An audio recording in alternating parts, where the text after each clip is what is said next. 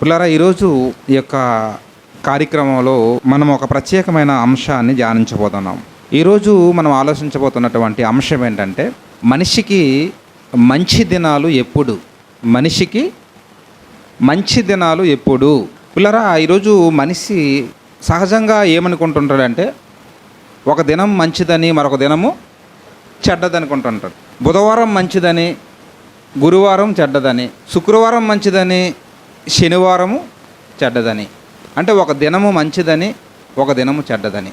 ఇంతకీ ఈ దినాన్ని లేదా ఈ కాలాన్ని, ఇంకా ముందుకెళ్ళిపోతే ఈ సృష్టిని ఎవరు సృష్టించారు అని ఆలోచిస్తే, ఈ సృష్టి అంతటిని దేవుడు సృష్టించాడు. సృష్టి మనుషులు సృష్టించారమ్మా? మనం సృష్టించలే, దేవుడు సృష్టించాడు. ఇంతకీ దేవుడు మనకేమవుతాడు? దేవుడు మనకేమవుతాడంటే సాక్షాత్తు మనకు తండ్రి. ఈ భూమి మీద, ప్రపంచంలో ఆరిన నేల మీద ఎవరు ఏ దేశంలో ఉన్నా, ఎవరు ఏ రాష్ట్రానికి చెందినా, ఎవరు ఏ ప్రాంతానికి చెందినా, ఎవరు ఏ వర్ణానికి అంటే ఏ రంగుకి, తెలుపోలు అవ్వచ్చు, నలుపోలు అవ్వచ్చు, ఎవరు ఏ రంగుకి చెందినా, ఎవరు ఏ భాష మాట్లాడేవారైనా, ప్రపంచంలో ఉన్నవారందరూ దేవునికి ఏమవుతారంటే సాక్షాత్తు పిల్లలు. మనమంతా దేవునికి ఏమవుతామంటే దేవునికి పిల్లలం. అందుకే ద్వితీయోపదేశకాండంలో మనం చదువుకున్న మాట మనకు బాగా తెలుసు. 14:1 అంటాడు, మీరు మీ దేవుడైన యెహోవాకు బిడ్డలు. మనమందరం అంటే క్రైస్తవులు అనుకోగలరండి. క్రైస్తవులు మాత్రమే దేవుని బిడ్డలు. మిగతా వాళ్ళందరూ ఏంటంటే కారు అని అనుకోవద్దండి. చాలామంది ఇలాగే అపోహ పడుతుంటారు. మీరు దేవుని బిడ్డలండి అంటారు. మరి మీరెవరు? మీరు దేవుని బిడ్డలే, మేము దేవుని బిడ్డలమే, మీరు దేవుని బిడ్డలే. ఇలా ప్రపంచంలో ఉన్న ప్రజలందరూ దేవునికి బిడ్డలేనండి. కాబట్టి దేవుని బిడ్డలుగా ఉన్నటువంటి మనకు ఈ లోకంలో మనం బ్రతకడానికి ఈ మహావిశ్వాన్ని, ఈ సృష్టిని ఎవరు సృష్టించాడంటే దేవుడు సృష్టించాడు. మొదటి దినమునట వెలుగును కలుగజేశాడు, రెండో దినమున ఆకాశమును కలుగజేశాడు, మూడో దినమున భూమిని కలుగజేశాడు, నాలుగో దినమున సూర్య చంద్ర నక్షత్రాలను కలుగజేశాడు, ఐదో దినాన ఆకాశంలో పక్షులను, సముద్రంలోని చేపలను కలుగజేశాడు, ఆరో దినానట భూజంతువులను, పశువులను, భూమి నుండి పురుగులను, అదే దినాన ఆరో దినాన తన పోలిక చొప్పున తన స్వరూపమందున మనిషిని సృష్టించాడు. 6 దినాలు దేవుడు కష్టపడి ఈ సృష్టిని సృష్టించాడు. ఈ సృష్టి అంతా కలుగజేసిన తర్వాత మరలా దేవుడు ఈ సృష్టిని చూశాడు.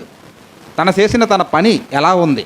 మనం కూడా వంట చేసామనుకోండి, వంటలన్నీ చేసిన తర్వాత పొగ ఎంతసేపు వల్ల మీరు వస్తారు, కొంచెం బాగుంది, మేము వస్తారికి ఏంటి అంత పొగ. ఆమె ఏంటి ఈ పొగలేటమ్మా అంటే అసలు అవుతున్నాయి ఏంటి వంటలన్నీ చేసిన తర్వాత ఏం చేస్తాం? బాగుందా లేదా, ఈ కూరలో కారం సరిపోయిందా, ఉప్పు సరిపోయిందా, ఇవన్నీ చూస్తాం. బాగుంటే వెరీ గుడ్, బాగుంది, మరికి ఏమీ అవసరం లేదు అంటే మనం చేసిన పని. ఇప్పుడు భాస్కర్రావు గారు ఉన్నారు, ఆయన ఏం చేస్తుంటారంటే కంచి వేస్తుంటారు, పిండి పెడుతుంటారు. పిండి పెట్టిన తర్వాత ఏం చేస్తారు? మళ్ళీ ఒకసారి పిండికి చూస్తారు. ఎందుకు చూస్తారు? పిండి అంతా తిన్నగా ఉందా, లేకపోతే ఏమైనా ఉంపు బెండై ఉందా చూస్తారు. బాగుంటే ఉంచుతారు, లేకపోతే మళ్ళీ ఏం చేస్తారు? మళ్ళీ తినం చేస్తారు. అంటే మనం చేసిన ఏ పని అయినా మనం మరలా చూసుకుంటాం, బాగుందా లేదా. ఒక బట్టలు వేసుకున్నా చూసుకుంటాం, ఎక్కడికి వెళ్ళి డ్రెస్సింగ్ టేబుల్ దగ్గరికి వెళ్ళి. అంటే అది బాగుందా లేదా, మనం చేసిన ఏ పని అయినా బాగుందా లేదని ఎలాగైతే మనం చూసుకుంటామో, దేవుడు కూడా ఈ సృష్టి అంతా సృష్టించిన తర్వాత తాను చేసిన ఈ పని, ఈ సృష్టి ఎలా ఉందో అన్నది చూసుకున్నాడు. అలా చూసుకునేసరికి ఏమని చెప్తున్నాడమ్మా? ఆదికాండము 1వ అధ్యాయము 31వ వచనంలో మాట్లాడుతున్నాడు. దేవుడు తాను చేసిన తన పనంతటిని చూసినప్పుడు అది చాలా మంచిదిగా ఉందట. వెరీ గుడ్, చాలా బాగుంది. ఈ భూమి కానీ, ఆకాశం కానీ, సూర్యుడు కానీ, చంద్రులు కానీ, పక్షులు కానీ, జంతువులు కానీ, సముద్రాలు కానీ, సెరయేళ్ళు కానీ, కొండలు కానీ, లోయలు కానీ, ఈ సృష్టి అంతటిని చూసేసరికి తనకి ఎలా కనిపించింది? వెరీ గుడ్, బాగుంది, మంచిది అని సర్టిఫికేట్ ఇచ్చాడు. అంటే దేవుడు ఈ సృష్టిని సృష్టిస్తే ఆ సృష్టిలోనే ఏముంది? రోజులు, కాలము అంతా ఉంది. దేవుడు సృష్టించిన సృష్టిలో ఈరోజు మంచిదని, మరో రోజు చెడ్డదని అనడానికి వీలు లేదు. ప్రతిరోజు మంచిదే, రోజులు చెడిపోలేదు. ఏంటి ఇంకా మీకు చూపిస్తాను. బైబిల్లో అపోస్తలుడైన పౌలు గారు అన్న ఒక భక్తుడు ఉంటాడు. అతను ఎపిషి అన్నటువంటి సంఘానికి ఒక ఉత్తరాన్ని రాస్తూ అందులో ఒక మాట ప్రస్తావిస్తాడండి. ఏంటి? ఎపిసి పత్రిక 5వ అధ్యాయము 15వ వచనం ఒకసారి. దినములు చెడ్డవి గనుక అన్నాడు. దినములాట ఏంటట? చెడ్డవి అన్నాడు. దినములు చెడ్డవి అంటే రోజులు చెడిపోయినాయా? కాలం చెడిపోయిందా? మొదటే చెప్పాను, ఈ కాలాన్ని ఈ రోజులు నేను చేయలే. ఎవరు చేశారు? దేవుడు చేశాడు. మరి ఇక్కడ ఏమైనా ఉంది? దినములు చెడ్డవి అంట. మనకు ఏదైనా నష్టం జరిగిందనుకోండి, ఒకరోజు ఏదైనా కీడు జరిగిందనుకోండి, మనం ఏమంటాం? ఈరోజేమీ బాగలేదు అంటే రోజు బాగలేదా? రోజు చెడిపోయిందా? దినములు చెడ్డవి అంటే రోజులు చెడిపోయినవని కాదు, కాలం చెడిపోయిందని కాదు. ఆ దినములో ఆ కాలములో మనిషి చేస్తున్న కార్యక్రమాలు చెడిపోయినాయి. మనిషి చేస్తున్న దొంగతనాలు, హత్యలు, అత్యాచారాలు, రకరకాల నేరాలతో మనిషి చేస్తున్న కార్యక్రమాలని చెడిపోయినాయి.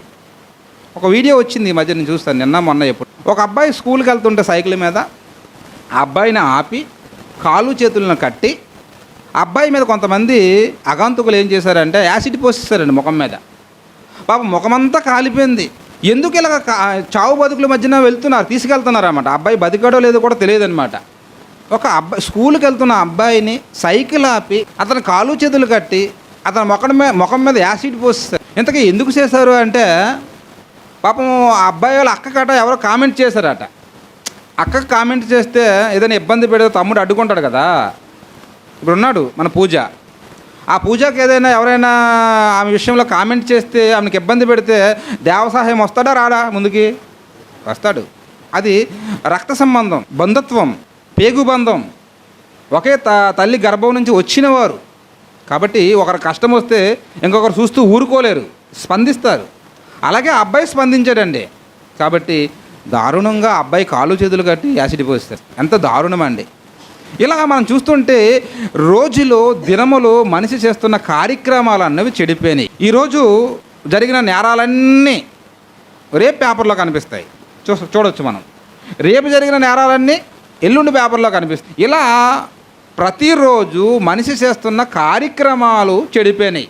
అందుకే ఏమన్నాడండి ఇక్కడ పౌలు? దినములు చెడ్డవి అన్నాడు. అంటే దినాలలో, కాలములో మనిషి చేస్తున్న కార్యక్రమాలు అన్నవి చెడిపోయినవి అని అర్థం. అంతే తప్ప ఏదో ఈ రోజులు చెడిపోయినాయని కాదు ఇక్కడ అర్థం. కాబట్టి ఇలాంటి పరిస్థితుల్లో మనిషి మనం చూస్తే ఎలాంటి ఆలోచనలో ఉన్నాడంటే, చాలామంది అండి మనిషి తనలో లోపం ఉందని చెప్పడండి. తన చెడ్డవాడని ఎవరైనా చెప్పుకుంటారా? ఎవరు చెప్పుకోరండి. కానీ ఏది చెడ్డదట? రోజు చెడ్డదట, దినం చెడ్డదట. దినం ఏం చేస్తుందండి చెప్పండి? ఏది దొంగతనం చేస్తుందా రోజు? లేకపోతే మరొక ఏదైనా ఎవరికైనా కొడుతుందా? ఎవరికైనా తిడుతుందా? లేదండి. రోజుకి 24 గంటలు 24 గంటలు కరెక్ట్గా వస్తున్నాయి. భూమి తన చుట్టూ తాను చక్కగా తిరుగుకుంటుంది, తన పని తను చేస్తుంది. కానీ ఆ రోజులు, ఆ కాలంలో మనిషి చేస్తున్న కార్యక్రమాలు అన్నవి బాగుండదు. కాబట్టి అందుకే చాలామంది ఏంటంటే ఈరోజు మంచిది అనుకుంటారు, మళ్ళీ ఆ రోజులో ఈ గంట మంచిది అంటారు, ఆ గంటలో మరలా ఈ నిమిషం మంచిది అంటారు. ఇదంతా ఆలోచిస్తే అండి అది మనిషి మనసుకు పెట్టినటువంటి ఒక రకమైన మానసికమైన జబ్బే తప్ప పాపం దినంలో ఎలాంటి లోపము లేదండి. లోపమంతా ఎక్కడ ఉంది? మనిషిల్లోని, మనిషి చూపులోను, మనిషి మాటలోను, మనిషి ఆలోచనలోను, మనిషి చేతల్లోనూ మనిషి చేస్తున్నాడు పొరపాట్లు. ఇక మనిషి జీవితాన్ని గురించి ఆలోచిస్తే మనిషి జీవితం 60 ఏళ్ళు. సహజంగా ఉద్యోగము రాకముందు ఏమైనా మంచి రోజులు అనుకుంటే మంచి రోజులు కావనుకుంటాం. ఎందుకంటే సంతోషం ఉండదు. ఉద్యోగం కొరకేటంటే వేట, చదువుకోవటము, టెన్షన్స్, అనేక రకాల ఇంటర్వ్యూలకు వెళ్ళటం, పని కొరకు పాకులాట. పని దొరికితే, ఉద్యోగం దొరికితే సంతోషంగా ఉంటామని అనుకుంటారు. పాపం ఉద్యోగం లేకపోని ముందు సంతోషం లేదు. కొన్ని ఉద్యోగం వచ్చిన తర్వాత ఏమైనా సంతోషం ఉందని వారు అడిగితే వాళ్ళు ఏమంటారు? ఏం ఉద్యోగం అండి, ఈ ఉద్యోగాన్ని మేము చేయలేకపోతున్నాం. చాలామంది నా దగ్గర అన్నారు. ఒక టీచర్ అన్నాడు, నా బాధపడ్డాడు, ఉద్యోగం చేయలేకపోతున్నాం సార్ అని.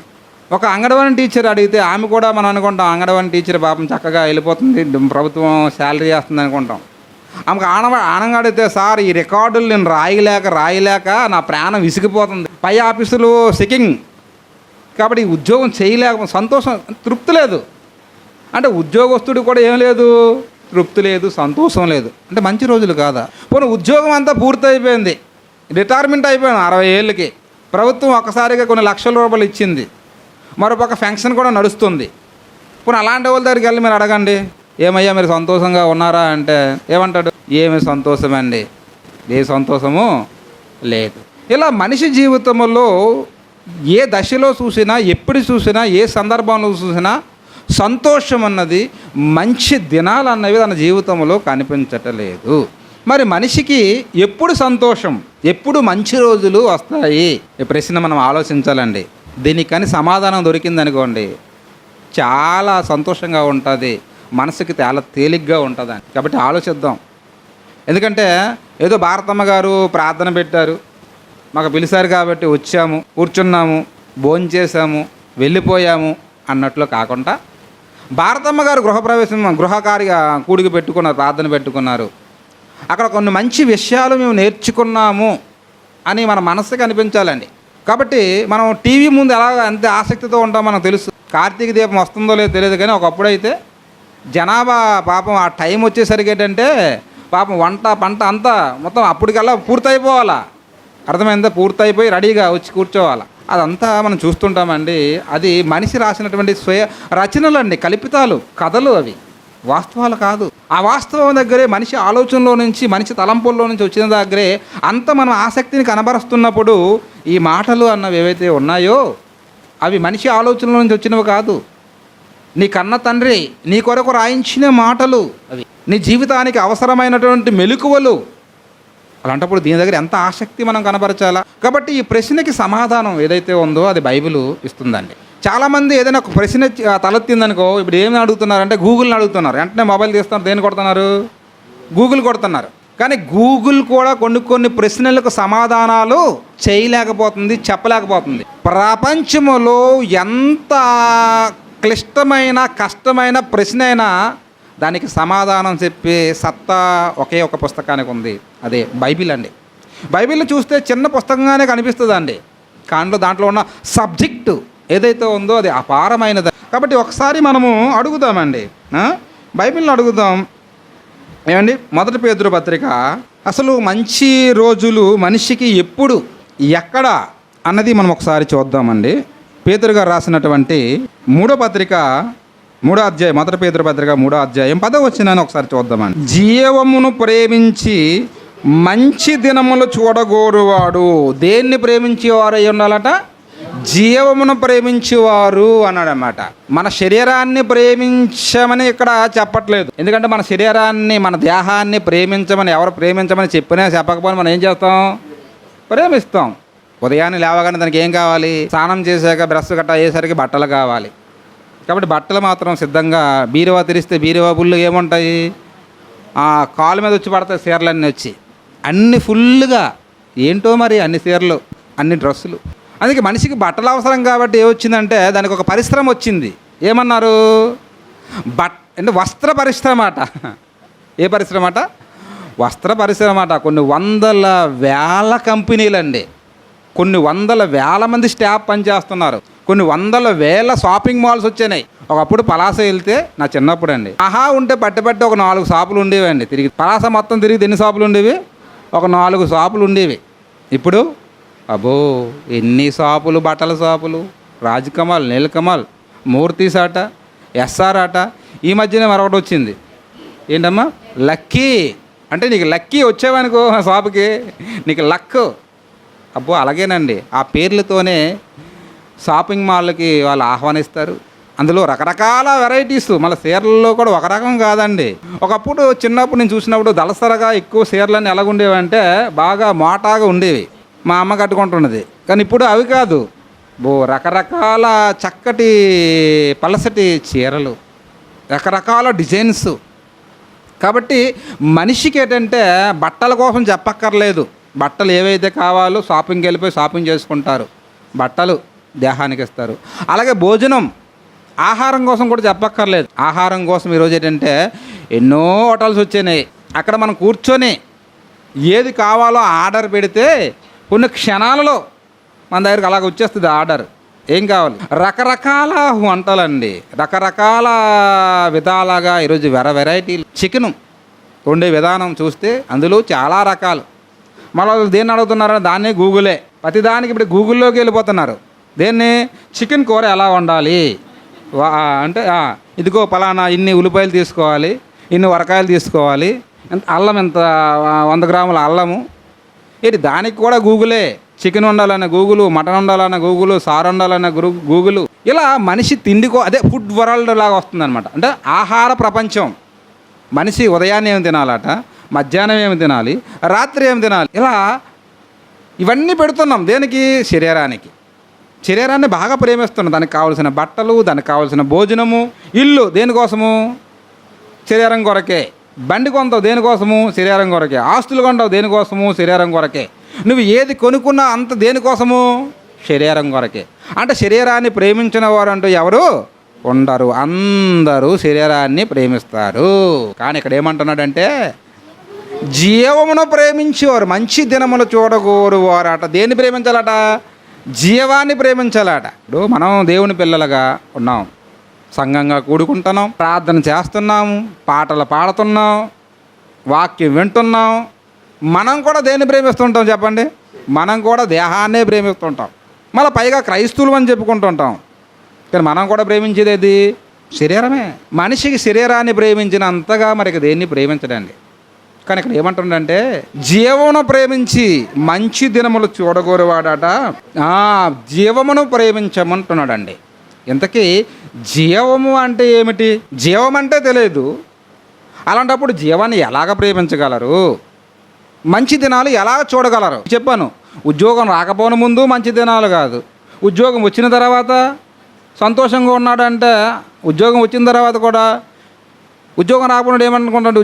ఉద్యోగం చేస్తున్నాడని చూసి ఆయనకే బాగుంది కదా అనుకుంటాడు. ఆయన దగ్గరికి వెళ్తే ఆయన బాధలు ఆయన చెప్తాడు. ఉద్యోగం రాకముందు సంతోషం లేదు, నో హ్యాపీ. వచ్చిన తర్వాత కూడా హ్యాపీ లేదు. అలాగే పోనీ రిటైర్ అయిపోయిన తర్వాత 60 ఏళ్ళు చక్కగా పాపం వీల్ చైర్ వేసుకొని చక్కగా తోటలో కూర్చొని ప్రశాంతంగా మనవరాలతో గడుపుతానంటే పోనీ అప్పుడు వాళ్ళకి ఏమైనా ఉందంటే నువ్వు ఒకసారి నువ్వు పక్కన కూర్చొని మాట్లాడు, నీకు అర్థమైపోద్ది. వాళ్ళకి హ్యాపీ లేదండి. మరి ఎప్పుడు మనిషి జీవితాన్ని అసలు టోటల్గా అంటుంటే ఒక మహానుభావుడు అంటాడు బైబిల్లో, అసలు ఒక మనిషి కాట పూర్తిగానే భూమి మీదట మంచి దినాలట లేవు అంటున్నాడు. అది నేను అనడం లేదు, మహాజ్ఞాని ఆయన కింగ్ సొలొమోన్ గారు. ఆయన ఏముంటుండో ఒకసారి మనం చూద్దామండి. ప్రసంగి గ్రంథం 12వ అధ్యాయము 1వ వచనం. దురుద్దినములు రాకముందే అంటున్నాడు. దురుద్దినములు అంటే మంచి దినాలమ్మా, చెడ్డ దినాలా? చెడ్డ దినాలు. మనిషి జీవితాన్ని 3 భాగాలు చేస్తే మొదటి భాగం ఏంటంటే బాల్యం, రెండో భాగము యవ్వనం, మూడో భాగము వృద్ధాప్యం. ఈ 3 భాగాలలో కొంచెం మాట్లాడుతూ అందులో చివరి భాగం ఏదంటే వృద్ధాప్యం. వృద్ధాప్యములో మనిషి ఎన్ని ఇబ్బందులు, ఎన్ని కష్టాలు ఎదుర్కొంటాడో ఇక్కడ మాట్లాడుతున్నాడు భక్తుడు. బాల్యం కొంతవరకు పర్వాలేదండి, యవ్వనంలో కూడా కొంచెము పర్వాలేదు. ఇప్పుడు ఉన్నామనుకోండి మనం 30 ఏళ్ళు 40 ఏళ్ళు వయసు, అప్పుడు ఎలా ఉంటుంది? బలవంతులుగా ఉంటాం. ఇదే బలము 60 ఏళ్ళకి వెళ్ళిపోతే అంటే లేకపోతే పైబడుతుంటే 50 ఏళ్ళు 55 అలాగా వయసు పైబడుతుంటే ఎలా ఉంటుంది చెప్పండి? ఈ బలం ఉంటుందా? కళ్ళు సరిగ్గా కనిపించవు, చెవుళ్ళు సరిగ్గా వినిపించవు. ఇప్పుడు అంటావు నా చెవులు ఏంటంటే పాము చెవులు లాంటివండి అంటావు గొప్పగా. అసలు పాముకు చెవులే ఉండవు. ఉంటాయా? పాముకు చెవులు ఉంటాయమ్మా? పాము దానికి ఎలాగైతే గ్రహిస్తో తెలుసా? దాని శరీరము అన్నది భూమి మీద ఉన్నప్పుడు ఆ శరీరం ద్వారా ఏమవుద్దంటే శబ్దం వస్తే అది స్పర్శ తీసుకుంటుంది అన్నమాట. కాబట్టి ఆ టైంలో మనం చూస్తే వయసు అయిపోయాక చెవులు సరిగ్గా వినిపించవు. అలాగని జుత్తు ఏమైపోతుందంటే కొంత తెల్లబడిపోతుంది, రాలిపోతుంటుంది, పళ్ళు ఊడిపోతుంటాయి. కూర్చుంటే నిలబడలేము, నిలబడితే మళ్ళీ కూర్చోలేము. చెల్లెమ్మ గారు ఎక్కడ ఉన్నారు? ఆమె పరిస్థితి అదే. ఆమె కూర్చున్నదానికి ఎవరో ఒకరు తోడు ఉండాలి. ఆమె లేవాలి అంటే మళ్ళీ తోడు ఉండాలి. కాబట్టి ఏంటంటే మనిషి వృద్ధాప్యంలోకి వెళ్ళిపోతారు, ఆ పరిస్థితికి వెళ్ళిపోద్ది అనమాట. కాబట్టి ఇదంతటిని మనసులో పెట్టుకొని ఈ భక్తుడు మాట్లాడుతున్నాడండి ఇక్కడ. ఎందుకంటే మీకు అర్థం కావాలని ముందుగా ఎక్స్ప్లెయిన్ చేస్తున్నాను, అప్పుడు మీరు వచ్చినాన్ని చూడండి మీకు బాగా అర్థమవుతుంది. దురుద్దినములు అవి వృద్ధాప్యం అన్నది ఎలాంటిదంటే మంచి దినాలు కాదు. నువ్వు వయసులో ఉన్నప్పుడు ఎక్కడికి వెళ్ళాలనుకునేటంటే ఫటామని వెళ్ళిపోయేవాడు నీకు ఇష్టమైన దగ్గరికి. అరే దురుద్దినములు వృద్ధాప్యం వచ్చిందనుకోండి, నువ్వు ఒక దగ్గర నీకు ఇష్టమైన దగ్గరికి వెళ్ళాలి అంటే వెళ్ళలేవు. ఇష్టం లేని దగ్గరికి వెళ్ళకూడదు అంటే నీకు ఇష్టం లేకపోయినా మరొకటి ఎత్తుకొని తీసుకెళ్ళి ఎక్కడ పడేస్తాడు? నీకు ఇష్టం లేని చోట్లో పడేస్తాడు. అది వృద్ధాప్యంలో పరిస్థితి. అందుకే ఆ దినాలు ఏ దినాలు అన్నాడు? దురుద్దినములు అన్నాడు. దురుద్దినములు రాకముందే ఇప్పుడు వీటి యందు నాకు సంతోషము లేదని నువ్వు చెప్పి సంవత్సరములు రాకముందే తేజస్సునకును సూర్యచంద్ర నక్షత్రములకును చీకటి కమ్మక ముందే వాన వెలిసిన తర్వాత మేఘము మరలా రాకముందే నీ బాల్య దినముల యందే నీ సృష్టికర్తను స్మరణకు తెచ్చుకో. నీ బాల్య దినముల యందే ఎవరిని స్మరించుకోవాలా? నీ సృష్టికర్తని, నీ కన్న తండ్రిని స్మరించుకో. ఆయన కొరకు భయభక్తులతో బ్రతుకు. ఈ గొంతు మాట్లాడుతున్న టైంలో, ఈ కంటి చూపు బాగున్నప్పుడు, నీ చేతులు నీ ఎముకలకు స్వస్థగా ఉన్నప్పుడే నువ్వు దేవుని గురించి కదులు, విను, రా, బ్రతుకు. ఎందుకంటే ఒకానొక దినం వస్తుంది. ఆ దినము నాట ఎలాంటి దినాలు వస్తాయట? దురుద్దినములు అండి. అవి ఎలాగుంటాయి ఆ దురుద్దినములు? కిందకి చెప్తుంటాడండి. 3వ వచనం చూస్తే, ఆ దినమున ఇంటి కావలవారు వణుకుదురు, బలిష్ఠులు వంగుదురు, విసిరివారు కొద్దిమంది ఒకటి చేత పని సాలించుకుందురు, కిటికీల గుండా చూచేవారు కానలేకుందురు అంటుండండి. ఇక్కడ ఏమంటుండంటే కొన్ని విషయాలు చెబుతున్నాడు. ఒకటి ఏమంటుండంటే కావలవారు వణికిపోతారట. రెండోది ఏంటంటే బలిష్ఠులు వంగిపోతారట. మూడోది విసిరేవారు కొద్దిమంది అయిపోతారట. నాలుగోది ఏంటంటే కిటికీలు గుండా చూచేవారు చూడకుండా ఉంటారట. అంతకీ ఎవరి కోసం మాట్లాడుతున్నారు, దేనికోసం మాట్లాడుతున్నారంటే మొత్తం ఈ స్టోరీ సబ్జెక్ట్ అంతా ఎవరి కోసం అంటే వృద్ధాప్యంలోకి వెళ్ళిపోయిన వారి కోసం మాట్లాడుతున్నారు. కావలవారు వణుకుదురట. మన శరీరం అన్నటువంటి ఇంటికి 2 కావలవారు ఉన్నారు. Body guard, watchmens. ఎవరు తెలుసా? ఎమ్మెల్యే గారికి 10 మంది ఉంటారు, మినిస్టర్ గారికి ఇంకొక 15 మంది ఉంటారు, సీఎం గారి దగ్గరికి వెళ్ళిపోతే ఇంకా ఎక్కువ మంది ఉంటారు. అని కాపలాదారులు, వాచ్మెన్స్. కానీ ప్రతి మనిషికి 2 వాచ్మెన్స్, 2 బాడీ గార్డ్స్. ఎవరు? చేతులండి. నీ చేతులే. ఎక్కడ నీ శరీరంలో దోమ పడ్డదనుకోండి, దోమ ఏగో పొరపాటు పడ్డదనుకోండి, వెంటనే రియాక్షన్ అయ్యేది ఎవరు? టప్పని కొడతావు, నలిపేస్తావు దాన్ని కొంచెం. ఎవరైనా నీ మీద దాడి చేయబోయారనుకోండి, వెంటనే నువ్వు కాపాడుకోవడానికి దేన్ని అడ్డు పెడతావు? నీ చేతులే నిన్ను సంరక్షించడానికి ముందుకెళ్తాయండి. ఇవి ఎవరు? కావలివారట, కాపలాదారులట. ఏమైపోతారట? వణికిపోతారట. 20 సంవత్సరాల వయసులో 60 కేజీలు మూట అయినా ఏం చేస్తావు? నువ్వు బుర్ర మీద మోసేస్తావు, లేకపోతే భుజం మీద లేపేస్తావు. 20 నుంచి 60కి వెళ్ళావు అనుకోండి, 60 కాదు 1 కిలో లేపగలవా? కిలో ఎందుకండి? 1 గ్లాసుని మంచినీరు పట్టుకొని డైరెక్ట్గా నువ్వు తాగగలవా? మంచిగా తాగలేవండి. గ్లాసు పట్టుకొని అలాగ లేపతాడికి చెయ్యి ఏమవుతుంది? వణికిపోతుంటుందండి. వణికిపోతూ అతి కష్టం మీద తాగవలసిన పరిస్థితి. అంటే 1 పావు కిలో కూడా మనం లేపలేని పరిస్థితి. ఆ దశకి వెళ్ళిపోతాం. అదే చెప్తున్నాడు. కావలవారట వణికిపోతారు. అంటే ఏమైపోతుందంటే బలం అన్నది ఏమైపోతుంది? నీ దేహములో, ఈ చేతుల్లో బలము, ఈ చత్తు అన్నది ఏమైపోతుందంటే క్షీణించిపోతుంది. అదే చెప్తున్నాడు. కావలవారట వణుకుదురు. బలిష్ఠులు అంటే ఎవరు? బలిష్ఠులు అంటే ఒక బిల్డింగ్ నిలబడాలనుకోండి, ఏముంటాయి? పిల్లర్స్ ఉంటాయి. ఆ పిల్లర్స్ మీద ఆ బిల్డింగ్ నిలబడి ఉంటుంది. అలాగే మన దేహం అన్న ఈ బిల్డింగ్ నిలబడడానికి పిల్లర్స్ ఉన్నాయి, ఒక 2. ఏంటి? కాళ్ళు. ఈ కాళ్ళు మీదే ఈ దేహం అన్న బిల్డింగు నిలబడి ఉంది. బలిష్ఠులు అట ఏమైపోతారట? వంగిపోతారట. కొంతమంది చూడండి, వంగిపోయి నడుస్తుంటారు. అంటే కాళ్ళు నిటారుగా నిలబడవు. ఎందుకు? బలిష్ఠులు. బలం ఏమైపోయింది? క్షీణించిపోతుంది. చాలామందికి తెలియదండి. వయసులో ఉన్న వాళ్ళు చూడండి, ఎప్పుడు ఫంక్షన్లు, పార్టీలు, షాపింగ్ మాల్లు, సినిమా థియేటర్లు, ఎక్కడెక్కడో తిరుగుతుంటారు. వయసు అయిపోయిన వాళ్ళు చూడండి పరిస్థితి. వాళ్ళు ఎప్పుడు హాస్పిటళ్ళు, మెడికల్ షాపులు, ఏ ఆర్ఎంపీ డాక్టర్ వస్తాడా, ఏ ట్యాబ్లెట్ ఇస్తాడా అంటే డాక్టర్ల చుట్టూ, హాస్పిటల్ చుట్టూ, మెడికల్ స్టోర్ల చుట్టూ తిరుగుతుంటారు. కానీ ఎవరి పరిస్థితి అయినా 20 నుంచి 60కి వచ్చేసరికి ఏమైపోద్దంటే పరిస్థితి మారిపోద్ది. కావలవారట వణికిపోతారట, బలిష్ఠులు వంగిపోతారట. 3వది ఏంటమ్మా? విసురువారు కొద్దిమంది అయిపోతారట. బాగా మైండ్కి పెట్టుకోండి మాటలు. కావలవారు అంటే ఎవరు? విసిరువారు అంటే ఎవరు? ఒకప్పుడు రోలు ఉండేది, అందులో ఏముండేదంటే విసిరే రాయి ఉండేది. మీకు తెలుసా? కందులైనా మినుములైనా ఏదైనా ఏం చేసేవాళ్ళు మీ అందరికి చాలామందికి తెలుసు. అమ్మాలు ఉన్నారు, వయసు వాళ్ళు, వాళ్ళందరికీ తెలుసు కొంతమందికి.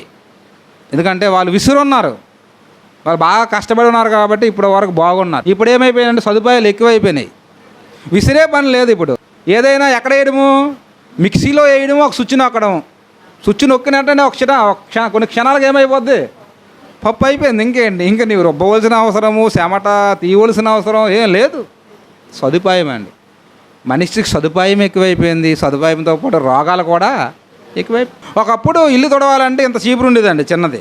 పాపం ఆ చీపురుతో చక్కగా మనం వాలి ఇల్లుని ఊడిస్తే నిజంగా మంచి ఎక్సర్సైజు. అసలు నడువు నొప్పి ఉండేది కదా అప్పుడు. కానీ ఇప్పుడు నడువు నొప్పులు ఎందుకు?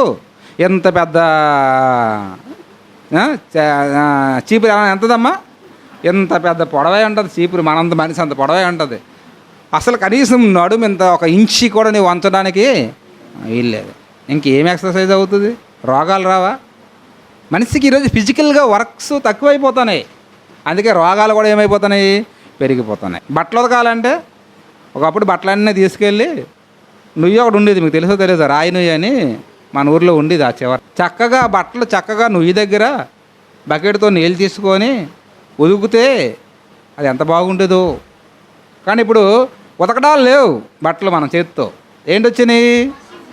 వాషింగ్ మిషన్స్ వచ్చినాయి. బట్టలన్నీ తీసుకెళ్ళి దాంట్లో కొంచెం పౌడర్ వేసేస్తే చక్కగా అదే ఉతికేసి మనకి ఇచ్చేస్తుంది. కాబట్టి మనిషికి ప్రతి దాంట్లో ఏమైపోయిందంటే సదుపాయాలు ఎక్కువైపోయినాయి. కాబట్టి రోగాలు కూడా ఏమైపోయినాయి, మనిషికి ఎక్కువైపోయాయి. కాబట్టి విసిరువారట ఏటమ్మా కొద్దిమంది అయిపోతారట.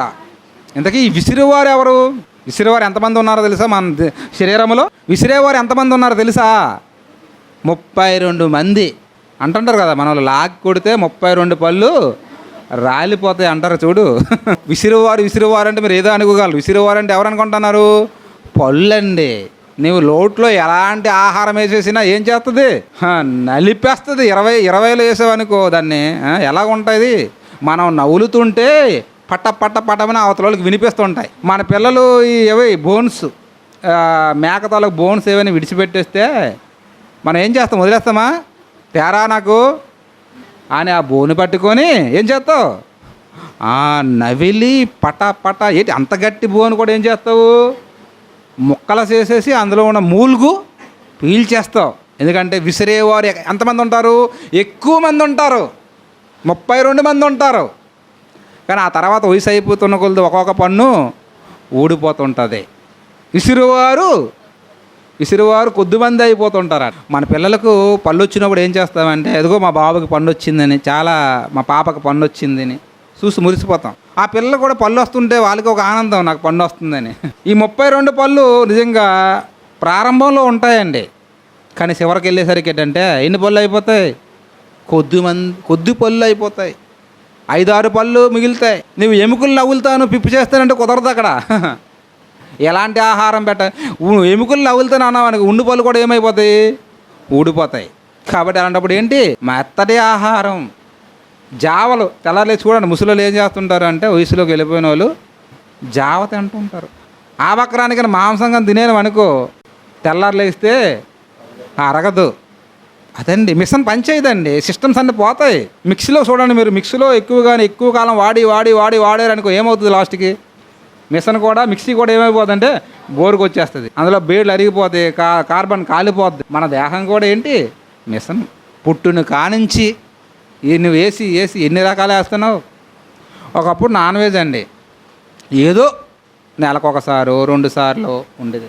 ఇప్పుడు ప్రతిరోజు ఎక్కడికి వెళ్ళినా, ఏ కార్యక్రమంకి వెళ్ళినా చికెనే. పాపం మిషన్ లోపల ఉన్న మిషన్ పనిచేయాలా? చేసి అరుగుదలకు వచ్చేస్తుందండి. అదే చెప్తుండే ఇక్కడ. పళ్ళన్నీ ఏమైపోతాయి? విసిరేవారు కొద్దిమంది అయిపోతారట. పని సాధించేస్తారు, అయిపోయింది. కిటికీలు గుండా చూచేవారు కానలేకుందరు. కిటికీలు గుండా చూచేవారు ఎవరు? కిటికీలు. ఒక ఇంటికి ఏముంటాయి? కిటికీలు. భాస్కర్ రావు గారు అక్కడ ఏం పెట్టారు? కిటికీలు పెట్టారు. ఎందుకు పెట్టారు? అక్కడ బయట ఎవరున్నారో చూడడానికి. డోర్ నైట్ కానీ ఉన్నప్పుడు కానీ, ఇప్పుడు దొంగలు ఎక్కువైపోయినారు కదా మనకు, ఒకప్పుడులా కాదు. బయట మంచిగా వీధిలో ఉండేటంటే మంచం వేసుకొని పడుకునేవాళ్ళం. కానీ ఇప్పుడు అలా పడుకుంటామంటే భయం. ఎందుకు వస్తాండ్రు, అర్తలోనూ తెంపుకొని వెళ్ళిపోతారు, చెవిట్లోనూ తెంపుకొని వెళ్ళిపోతాండ్రు, కొంతమంది మనుషుల్ని ఎత్తుకుని వెళ్ళిపోతాండ్రు మందు పెట్టేసి. ఒక ఇంటికి కిటికీ ఎంత అవసరమో, గాలి గట్రా రావాలా, గాలి వెళ్తూ రావాలంటే ఏముండాలా? కిటికీ ఉండాలా. కాబట్టి మన దేహం అనే ఇంటికి కూడా ఏముండాలి? కిటికీ ఉండాలా. ఏంటా కిటికీ? కళ్ళు. చిన్నప్పుడు ఎలాగుంటాయి ఆ కళ్ళు చెప్పండి? అబ్బో చాలా బాగా పనిచేస్తాయి. ఎంత దూరంలో ఉన్నా, ఇదిగో నాకు కూడా కనిపిస్తుంది అక్కడ, అదో ఏది కొబ్బరి చెట్టు ఉందా అక్కడ వరకు కనిపిస్తుంది నా దృష్టి. దేవునికి స్తోత్రం, నాకు అంత దృష్టి ఇచ్చాడు. అంటే ఇప్పుడు ఈ దృష్టి ఉంది, కానీ చివరి వరకు ఈ దృష్టి ఉంటుందా? చెప్పుకోలేము, గ్యారంటీ లేదు. ఇప్పుడు చిన్నపిల్లలకి ఏమొచ్చినాయి అంటే కళ్ళద్దాలు. ఎందుకు? మొబైల్ చూస్తుంటే దాంట్లో లైటింగ్ ఫాక్స్ కళ్ళకు పడి ఏమవుతున్నాయి? కళ్ళు దెబ్బతింటున్నాయి. వృద్ధాప్యంలో వెళ్ళిపోతున్న పరిస్థితులు, కళ్ళు సరిగ్గా కనిపించవు. అదే చెప్తుండు. ఏమంటుండమ్మా? కిటికీలు గుండా చూసేవారట కానలేకుందిరట, తిరిగటి రాళ్ళ ధ్వని తగ్గిపోవును అన్నాడు. అమ్మా 4వ వచనం చదువుతున్నారు మీరు. తిరిగటి రాళ్ళ ధ్వని తగ్గిపోద్దట. తిరిగటి రాళ్ళు అంటే మీకు చెప్పాను కదా మొదటే, ఏంటవి?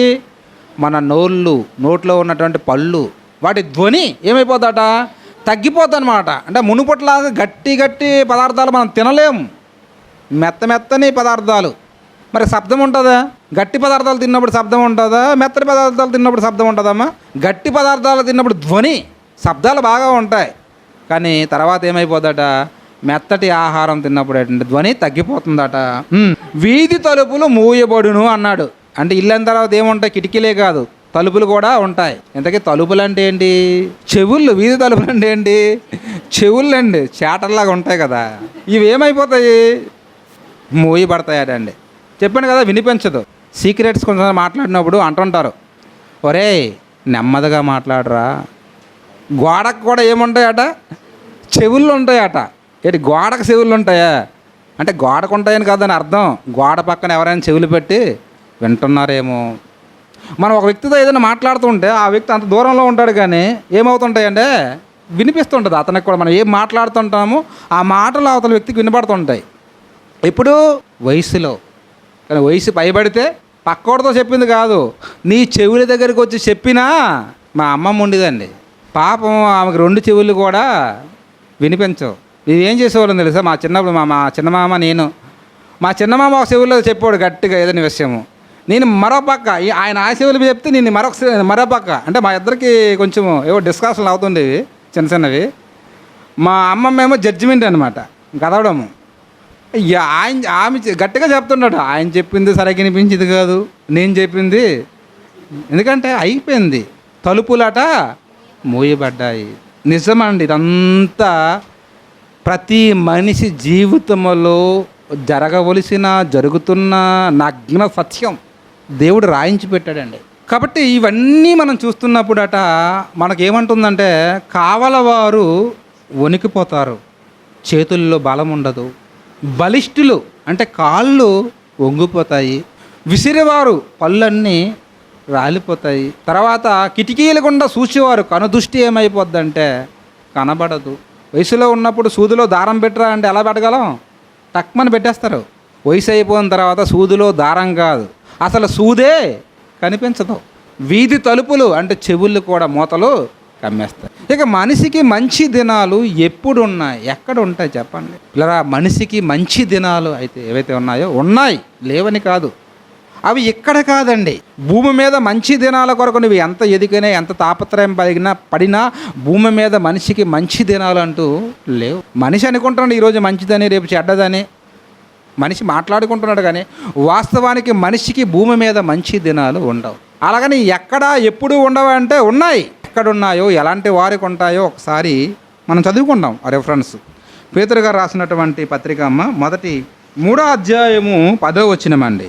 జీవమును ప్రేమించి మంచి దినములను చూడగోరువాడు అంటాడు. జీవమును ప్రేమించి అంటాడండి. అంటే నువ్వు మంచి దినాలు చూడాలంటే దేన్ని ప్రేమించాలి?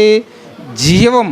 నువ్వు ప్రేమించవలసింది నీ దేహాన్ని కాదు, నీ దేహములో ఉన్నటువంటి ఆత్మను ప్రేమించాలి.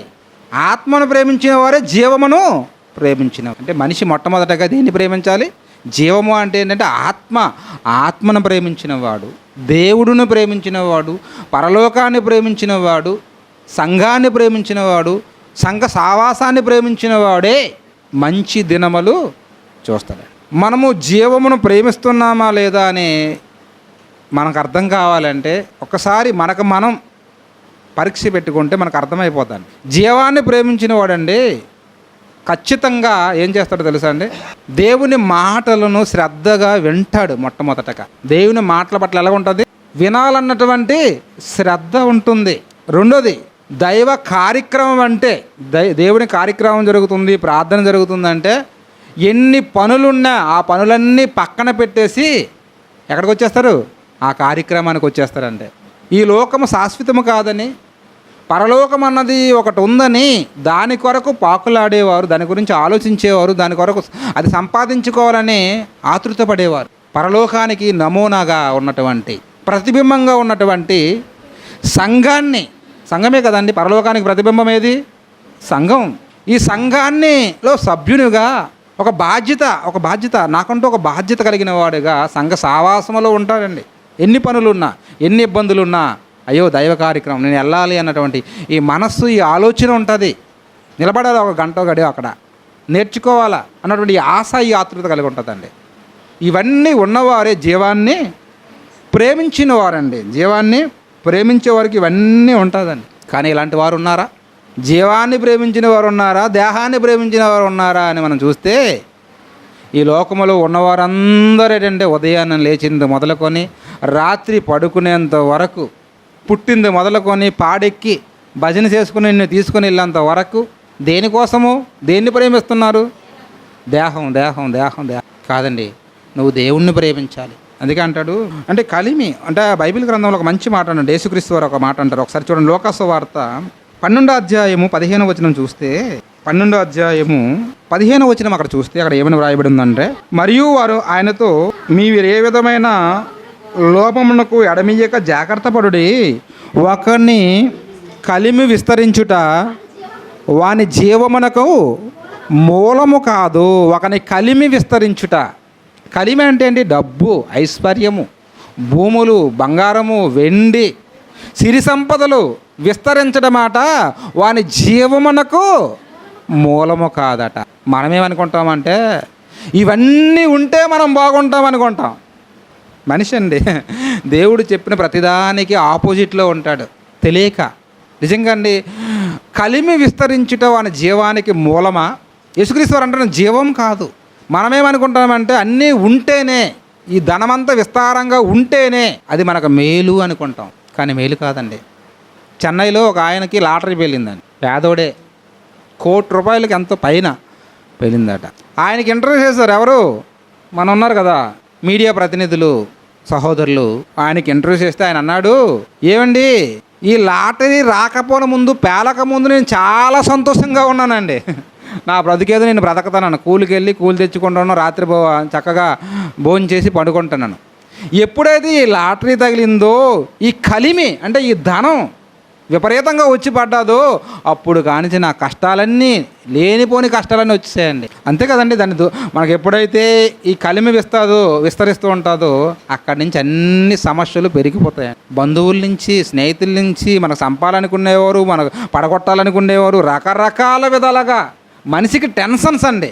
సరిగ్గా భోజనం చేయలేడండి. ఎందుకంటే ఈ భోజనం చేసి పడుకుంటే ఈ ధనమంతా ఎవరు కొట్టేస్తాడో అని అదొక భయం.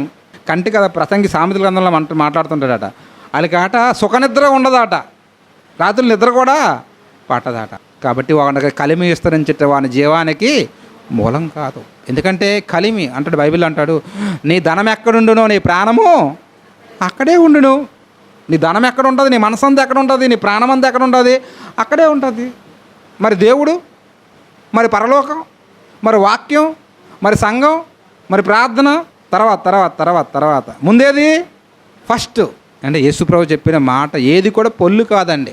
మనిషికి అది అర్థం కాక కొంతమంది ఏంటంటే అపార్థం చేసుకుంటుండొచ్చు, కానీ ఆయన చెప్పిన మాటలు అక్షర సత్యం అండి. కాబట్టి మనం చూస్తే పేతురు గారితో మాట్లాడుతుంటారు.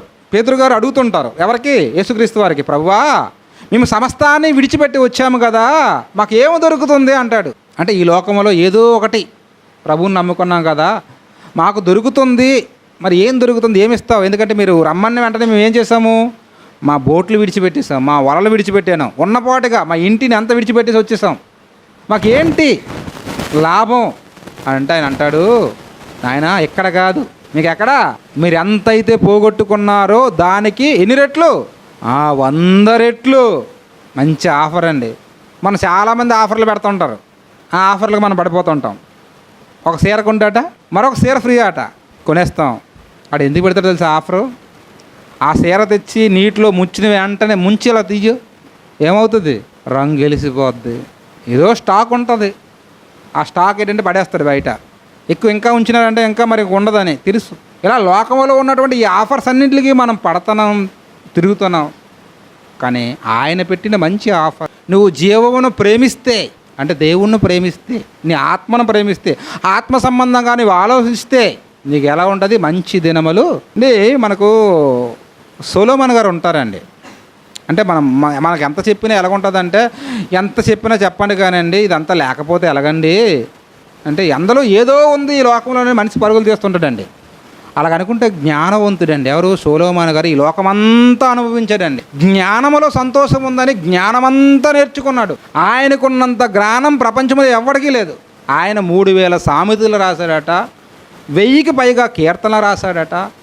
భూపతులందరూ అతని వద్దకి, అంటే ఆ రోజు ఉన్న రాజులందరూ అతని దగ్గర ఉన్న జ్ఞానం నేర్చుకోవడానికి క్యూ కట్టారు. అంతేకాదు, శాబాదేశపు రాణి వచ్చింది, ఆయన దగ్గర ఉన్న జ్ఞానం విని ఆశ్చర్యపోయింది. ఒక మాట అన్నది, ఇక నేను రాణిని అయిపోయాను, నాకు ఒక బాధ్యత ఉంది, లేకపోతే ఇక్కడే ఉండి నీ వాక్కులు వింటూ అలా జీవితాన్ని గడిపేదాన్ని. ఈ సముఖం మందు ఉండి, అంటే నీ కళ్ళ ముందు ఉండి, నీ పాదాల దగ్గర ఉండి ఎవరైతే ఈ మాటలు, ఈ జ్ఞానం నేర్చుకుంటున్నారో వారు ధన్యులు అన్నది. అంత జ్ఞానవంతుడు నిజంగా చివరికి అంటాడు అండి, ఏమంటాడు తెలుసా అండి, ఇదట గాలికి పట్టుకున్న ప్రయాస లాంటిది, అంటే గాలిని పట్టుకోవడానికి పట్టినటువంటి ఒక ప్రయాస లాంటిది అంటాడు. అదే జ్ఞానంలో నాకు ఏం సంతోషము లేదా అంటాడు. పోనీ ఐశ్వర్యం, ధనం అంటున్నావు కదా, ఈ ధనంలో ఏమైనా సంతోషం ఉందా అంటే ఆయన అంటాడు, నిజంగా ఆయన అంత ధనవంతుడు అప్పుడుకున్న ప్రపంచంలో ఎవరు లేరండి. ఎలాంటి బంగారం తెలుసా, అతని దినములో అటండి వెండి అట ఎన్నికి రాలేదట. వెండి ఇప్పుడు రాళ్ళు అయితే మనకు అలాగే కనిపిస్తుంటాయో, రాళ్ళలాగా పడి ఉండేది వెండి అతని రాజ్యంలో. అంత బంగారమే, ఏది కట్టాలన్నా బంగారమే. అతని కొరకు ఇల్లు కట్టించుకున్నాడు, ఉద్యానవనాలు నాటించుకున్నాడు, బావులు తవ్వించుకున్నాడు, అసలు చెరువులే తవ్వించుకున్నాడు, ఇన్ని చేసుకున్నాడు. అందులో కూడా ఆనందము లేదని. పోనీ మందులో ఏమైనా ఆనందం ఉందా అంటే, ఆయన తాగినన్ని బ్రాండ్లు ఎవరు తాగలేదండి. మందులో కూడా ఏదో ఆనందం ఉందని ఏం చేశాడు, అన్ని రకాల వంటలు వండించుకున్నాడు. ద్రాక్ష పళ్ళతో వండించుకున్నాడు, చీడి పళ్ళతో అన్ని రకాల బ్రాండ్లు ఏం చేశాడు. భాస్కర్రావు కొన్ని బ్రాండ్లే చూసుంటాడు, నాకు తెలిసి అన్ని బ్రాండ్లు తాకపోయి ఉంటాడు.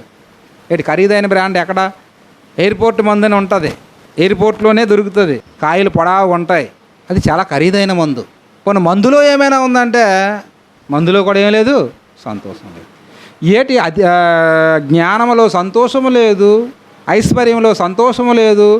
మందు తాగితే ఆ మందులో కూడా ఏం లేదట, అందులో కూడా సంతోషం లేదట. చివరికి పోనీ అధికారంలో ఏమైనా సంతోషం ఉందంటే, అందులో కూడా సంతోషం. పదవుల కొరకండి ఈరోజు, చిన్న పదవుల కొరకు. ఈరోజు ఏంటంటే ఒక వార్డు మెంబర్ కొరకు ఎంత కాంపిటీషను. పోనీ వార్డు మెంబర్ అయిపోయావు, ఓకే, పోనీ ఏదో నీకు పదవి వచ్చేసింది, పోనీ ఆ పదవి వల్ల ఏమైనా సంతోషంగా ఉన్నావా అడగండి, పాలించిన వాళ్ళని చూడండి. కాబట్టి అందులో కూడా ఏం లేదు, సంతోషం లేదు. పోనీ ఎంటర్టైన్మెంట్ అంటున్నారు ఈరోజు, సరదా సినిమాలు, షికార్లు, గానా, డ్యాన్సులు అంటున్నారు. పోనీ అందులో ఏమైనా సంతోషం ఉందా అంటే, ఆయన కూడా చాలా చేసుకున్నాడు. ఆయన కొరకు గాయక రౌండ్లు నాట రప్పించుకున్నాడట, అందరితో కచేరీ పెట్టించుకున్నాడు అన్నమాట, వాయిద్యాలతో. అందులో కూడా ఏం లేదన్నాడు, సంతోషం. పోనీ కొంతమంది ఏదో స్త్రీల్లో ఏదో సంతోషం ఉందనుకొని వెతికిలాడుతుంటారు.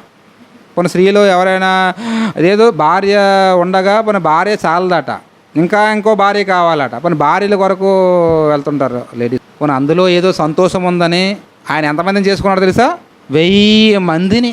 ప్రపంచంలో మీరు గూగుల్లో కొట్టండి, ఇప్పుడు ఇది కొట్టండి, దొరుకుతుంది కరెక్ట్గా. ప్రపంచంలో ఎక్కువ మంది భార్యలను ఎవరు చేసుకున్నారా అంటే కింగ్ సాల్మన్ అని వస్తుంది. 1000 మందిని చేసుకున్నాడు పాపం మహానుభావుడు. ఒక్క భార్యతోనే పడలేకపోతున్నాం ఇక్కడ. పోనీ వాళ్ళైనా సంతోషంగా ఉందంటే నాయన వాళ్ళకి దండం అన్నాడు. అర్థమైందా? ఏంటి ఒక్కొక్కరిది ఒక్కొక్క తీరు పడలేకపో. కాబట్టి ఎందులోనూ సంతోషము లేదు. కానీ ఎందులో ఉందాడు సంతోషం అట చెప్పేశాడు ఫైనల్గా. అంటే నీ జీవితంలో దేవుని ఎడల భయభక్తు కలిగి దేవునికి ఇష్టమైన విధంగా నీ బ్రతుకు, నిజంగా నీ మనసుకి ఎంత ఆనందంగా ఉంటుందో తెలుసా అండి. ఈ సబ్జెక్ట్ అంతా నేను చెప్తున్న ప్రారంభం నుంచి ఇప్పటి వరకు కంటిన్యూగా వింటున్న వాళ్ళు మీకు అర్థమైపోద్ది. నిజంగా మీరు హృదయపూర్వకంగా వింటే ఇందులో ఎంత ఆనందం ఉందో, దేవుని మాటల్లో ఎంత జ్ఞానం ఉందో, ఎంత ఆలోచన ఉందో మీకు అర్థమైపోద్ది. ఇందులో ఉన్నటువంటి ఆనందం మరి ఎక్కడ దేంట్లో వెతికినా నీకు దొరకదండి, బిల్కుల్ లేదు.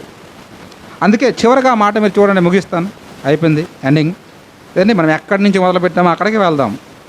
ఎక్కడ పేతురు గారు రాసినటువంటి 3వ అధ్యాయము 10వ వచనమమ్మ. 1 నెంబర్ 1 జీవమును ప్రేమించాలంటే ఆత్మని ప్రేమించాలా, దేవుని ప్రేమించాలా, పరలోక రాజ్యాన్ని ప్రేమించాలా. ఇదంతా ఆత్మ సంబంధమైనది. మంచి జనములు చూడగోరు వాడట, చెడ్డదాన్ని పలకకూడదట. రెండోది ఏంటి? చెడ్డదాన్ని పలకకూడదు అని దేవుడు చెబుతున్నాడు. నువ్వు మంచి దినాలు చూడాలని ఉందా? ఏం పలకూడదు? చెడ్డదాన్ని మన నోటంటే వచ్చే మాటలన్నీ ఎలాంటివి? చెడ్డ మాటలే. మంచి మాటలు ఏమైనా వస్తాయా? అత్త కోడళ్ళు దెబ్బలాడుతుంటారు చూడాలా, అబ్బో ఊరు లేచి కూర్చుంటుంది. పోనీ అత్తేదో, అమ్మ సైలెన్స్ వినండి, అత్తేదో వయసు అయిపోయింది, మతి తక్కువయ్యింది, ఏదో ఒక మాట అనేసింది పొరపాటు, తెలుసో తెలియకో, నీ వయసులో ఉన్నావు కదా, పోనీలేనా అత్తే కదా. అదే నీ అమ్మ అయితే ఏం చేస్తావు? నీ తల్లి అయితే క్షమిస్తావు కదా, ప్రేమిస్తావు కదా. మరి నీ అత్తను ఎందుకు క్షమించలేకపోతున్నావు? అత్తను ఎందుకు ప్రేమించలేకపోతున్నావు? అత్తను ఎందుకు సంజయించలేకపోతున్నావు? ఓకే, అత్త అంటుంది, నేను కాదనడం లేదు. అత్త మాటలు బాగులేకపోవచ్చు, అత్త తీరు బాగులేకపోవచ్చు. అలాగని నువ్వు కూడా అలాగే మారుతావా? నువ్వు కూడా అలాగే బూతులు వయసులో ఉన్న నువ్వు కూడా బూతులు మాట్లాడతావా, తిడతావా? అదే నీ సంస్కారమా? అడుగుతున్నాడు ఇక్కడ దేవుడు. నువ్వు మంచి దినాలు చూడాలి, మంచి భవిష్యత్తు నీకు ఉండాలి అంటే నీ నోటికి చెడ్డ మాటలు కలగకుండా పలకకూడదు. నువ్వు ఏంటి చెడ్డ మాటలు పలకకూడదు అంటున్నాడు. 3వది, తన నాలుకను కపటపు మాటలు చెప్పకుండా. నీ నాలుకతో ఏ మాటలు చెప్పకూడదు? కపటపు మాటలు. 3వదండి కపటపు మాటలు. మనిషి ఏంటంటే మాట్లాడే మాటల్లో ఎక్కువ శాతం ఏముంటుందంటే కపటపు మాటలు. మన ముందు ఎలా ఉంటుందంటే చక్కగా మాట్లాడతారు, మీరందరూ బాగుండాలి. ఇక్కడ ఒక స్లోగన్ వచ్చింది, అందరూ బాగుండాలి, అందరిలో నేను బాగుండాలట. ఏదో అంటారు తప్ప నిజంగా అండి అందరూ బాగుండాలని కోరుకుంటారు మన కలిసిన వెంటనే. కానీ మనసులో ఏమనుకుంటారు కొంతమంది తెలుసా? నాశనం అయిపోవాలి, నేను ఒక్కడనే బాగుండాలి, నా కుటుంబం మాత్రమే బాగుండాలి. ఎంత దౌర్భాగ్యం అండి. అలా వద్దు. మనసులో ఒకటి బయట ఒకటి ఉండకూడదు. బయట నువ్వేది మాట్లాడతావు నీ మనసులో కూడా అదే ఉండాలండి. కపటపు మాటలు ఉండకూడదండి. నువ్వు అనుకోవచ్చు, ఇదిగో సమాధానం చెప్పేశాను, తెలివిగా నువ్వు అనుకోవచ్చు, ఏంటి అవతల వారికి తెలియకపోవచ్చు. కానీ పరలోకమందున్న నీ కన్న తండ్రి నిన్ను చూస్తున్నాడా లేదా? ఆయన కనుదృష్టాట ఈ లోకమందంతటను సంచరిస్తుంది. నువ్వు కూర్చుండుట, నువ్వు లేచుట, నీ పండుకుండుట అంతటిని ఏం చేస్తుండ ఆయన? పరిశీలిస్తున్నాడు, చూస్తున్నాడు. ఆయన పిల్లి అనుకుంటుంది, పాలు తాగేస్తుంటుంది, అది కళ్ళు మూసుకొని పాలు తాగుతుంది. అది పిల్లి. తనక గుడ్డు అదేమనుకుంటుంది? ప్రపంచం మొత్తం కనిపించట్లేదు కావాలనుకుంటుంది. కనిపించకపోయేది ప్రపంచానిక పిల్లికా? మీరు పిల్లి పాలు తాగుతున్నప్పుడు చూసారా? కళ్ళు మూస్తుంటుంది, కళ్ళు మూసుకొని తాగేస్తుంటుంది, ఎవరు చూడడం లేదనుకోండి, ప్రపంచం చూస్తుంటారు. అలాగే దేవుడు నీ మాటలు, నీ చూపులు, నీ కార్యక్రమం ప్రతిదీ ఎవ్రీథింగ్ రికార్డ్. ఏ మనిషి తప్పించుకోలేడండి. చట్టము దృష్టిలో తప్పించుకోవచ్చు నీకున్న డబ్బును బట్టి, నీకున్న అధికారాన్ని బట్టి. కానీ దేవుని చట్టంలో ఏ మనిషి తప్పించుకోలేడు. అందుకే అంటున్నాడు, నీ నోట కపటపు మాటలు రాకూడదట, చెప్పకుండా తన పెదవులను కాచుకునవలే. నీ పెదవులు కాల్చుకుని డిస్కషన్ రాకూడదంటే గొడవ. నేను ఎప్పుడైనా గొడవ అక్కడ గొడవ రాకుండా ఉండాలి అంటే మొట్టమొదటగా నువ్వు ప్రశాంతంగా ఉండాలంటే నువ్వు చేయవలసిన పని ఏంటో తెలుసా? నువ్వు నిజంగా నీకు ప్రశాంతంగా బ్రతకాలని ఉంటే నువ్వు చేయవలసిన పని ఏంటో తెలుసా అండి? నీ నోటిని కాచుకో, మాట్లాడివద్దు. ఎందుకు మాట్లాడేస్తావు ఊరికే? నువ్వు ఇక్కడ మాట్లాడుతావు ఒక మాట, పక్కింటికి వెళ్తావు, ఏం చెప్తావు? మీ అత్త కోసం చెప్తావు. ఆ అమ్మ అది పోన్లే, ఏదో పిల్ల చెప్పింది కానులే అని ఏదో కొంచెం నీకు పోనీ కొంచెం జాగ్రత్త చెప్పి పంపించేస్తుందా? పంపించదు. ఏం చేస్తుంది? కోడలు ఏ మాట అయితే చెప్పిందో అత్త మీద, ఈ మాటలలో ఒకటి కూడా తప్పిపోకుండా వీలైతే మరికొన్న కలిపి ఏం చేస్తుంది? ఇవన్నీ అండి మనకు నష్టం అండి. తెలియక పోనీ కోడలే ఏదో అనేసింది అనుకో, నువ్వు అత్తవు కదా, నువ్వు పెద్దదానవు కదా, ఇప్పుడు నువ్వేనని మనసులో పెట్టుకోవాలా? అదే నీ కూతురైతో కోడలు అన్నదని రోడ్డు ఎక్కుతున్నావు, అదే మాట కూతురు అంటూ నువ్వు దాచుకోవా నీ మనసులో? నీ కుటుంబాన్ని చక్కబరుచుకోవా? కూతురుని ఒకలాగా చూస్తున్నావు, కోడల్ని మరొకలాగా చూస్తున్నావు. ఇది మంచిదా? నీ కూతుర్ని ఎంత ప్రేమిస్తావో నీ కోడలను కూడా అంతే ప్రేమించాలండి. అయినా నీ కోడలు నీకు ద్రోహం చేస్తుంది అనుకోండి, పైన ఎవరున్నారు? దేవుడండి. ప్రతిదీ చూస్తున్నాడు, పిన్ టు పిన్ రికార్డ్ అవుతుంది. కాబట్టి పిల్లరా ఒకసారి ఆలోచించండి. మంచి దినములను చూడాలి అంటే ఒకటి జీవమును ప్రేమించాలి, రెండోది రెండోది చెడ్డ మాటలు మాట్లాడకూడదు, మూడోది కపటపు మాటలు మాట్లాడకూడదు, నాలుగోది నీ నోటిని కాచుకోవాలి, ఐదోది చివరిగా నేను చూపిస్తాను చూడండి. అదే అధ్యాయంలో ఏమమ్మా పేతురు గారు రాసిన పత్రికలో ఏమనుందమ్మా? 9వ వచనం ఒకసారి చూద్దామండి. 8వ వచనమమ్మా, 8వ వచనం చూద్దాం. ప్రేమ అనేక పాపములను కప్పును, అన్నిటికంటే ముఖ్యముగా ఒకని ఎడల ఒకడు మిక్కటమైన ప్రేమను కలిగియుండుడే. ప్రేమ అనేకమైన పాపాలు ఏం చేస్తుందట? కప్పేస్తుందట. ప్రేమకున్నటువంటి పవర్, ప్రేమకున్నటువంటి శక్తి. ప్రేమించలేదనుకొని గొంతు కోసిరు, అదేం ప్రేమ? నన్ను పెళ్లి చేసుకోలేదనుకొని యాసిడ్ పోసిరు, అదేం ప్రేమ? ప్రేమ అంటారని దాన్ని?